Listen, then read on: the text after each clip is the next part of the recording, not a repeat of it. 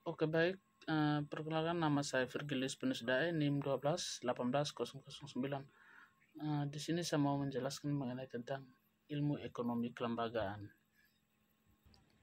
Ekonomi kelembagaan adalah ilmu yang membahas mengenai peran atau institusi yang berlaku, membahas mengenai peran dan pengaruh kelembagaan yang terdapat pada masyarakat. Sejarah perkembangan ekonomi kelembagaan ini dimulai pada abad ke-20, ketika para ekonomi seperti Thorsten Veblen, John Commons, terus Wesley dan Wesley Michel, mereka mulai mempertanyakan asumsi dasar ekonomi klasik, terus yang mengabaikan peran institusi dalam perekonomian. Teori ekonomi kelembagaan baru memiliki 6 teori dari 9 teori yang tercakup dalam ekonomi kelembagaan baru. Dan teori-teori tersebut membahas mengenai tentang pertumbuhan, strategi dan sistem pembangunan ekonomi. Yang pertama, teori pertumbuhan baru. Teori ini dia mengkritik teori pertumbuhan neoklasik Solo yang tidak dapat menjelaskan pertumbuhan ekonomi dalam jangka panjang. Teori ini dipopulerkan oleh Paul M. Romer dan Robert Lucas. Yang kedua, teori geografi ekonomi baru. Teori ini menjelaskan bagaimana geografis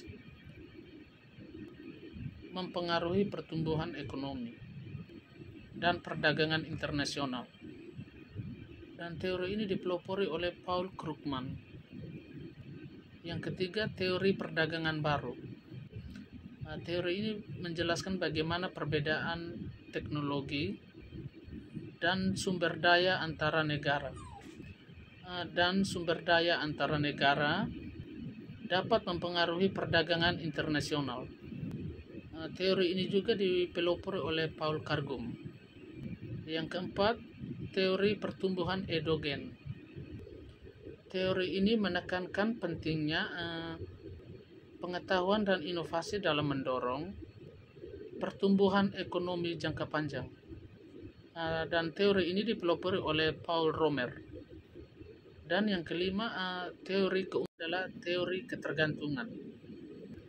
Teori ini adalah teori yang mengkritik modernisasi yang menyatakan bahwa negara-negara berkembang dapat mencapai kemajuan ekonomi dengan mengikuti model negara-negara maju. Dan teori ketergantungan ini menyatakan bahwa negara-negara berkembang terjebak dalam ketergantungan pada negara-negara maju. Dan yang keenam adalah teori sistem dunia. Teori ini mengkritik teori modernisasi dan ketergantungan dengan menyatakan sistem kapitalis global membagi dunia menjadi negara-negara inti, semi-periferi, bahwa negara-negara periferi terjebak dalam ketergantungan negara-negara inti. Perbedaan ekonomi kelembagaan dan ekonomi konvensional adalah sebagai berikut.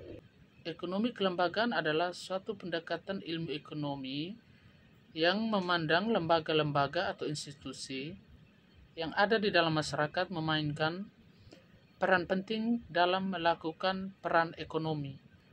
Lembaga-lembaga tersebut dapat berupa aturan formal atau informal dan mekanisme penegakan.